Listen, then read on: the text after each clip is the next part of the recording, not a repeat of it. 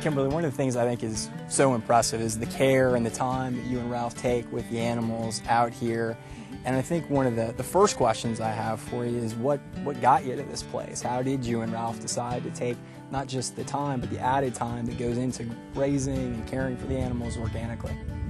Well, we came to farming as new farmers, and we had a growing conviction about the way the environment was being managed and dealt with in a lot of areas, particularly in agriculture.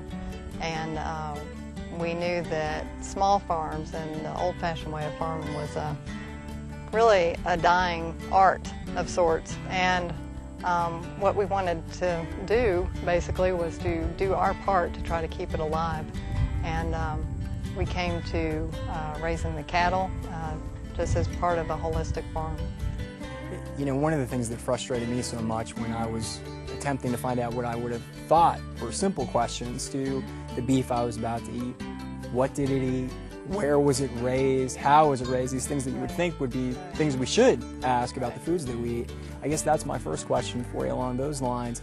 What are the cattle fed, and where do they live? Well, it is amazingly simple.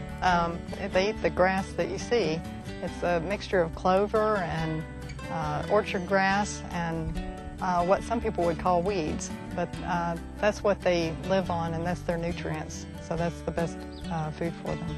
I think one of the other thoughts that I've always had about cattle, being a guy that up until a couple years ago didn't even grow anything and just cooked with things, you have this picture that there's a cow house that the cows live in, and they come out, do cow things, go back in and watch TV or whatever cows do. Yeah. Is this where they live too, as well as eating? This is where they live. Every day of the year.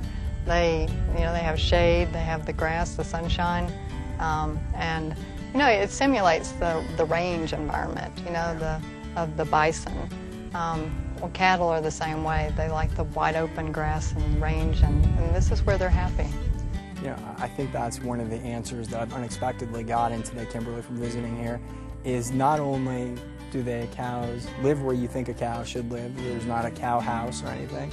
They eat grass, which is what you would expect a cow to eat, but it all seems just so simple, but yet you're taking such care in the fact that they are living the way they're supposed to throughout here, and they're eating the things that they're supposed to. I really appreciate you and Ralph having me here today so we can check out everything that's going on. I think there's some cows we got to catch up to over here.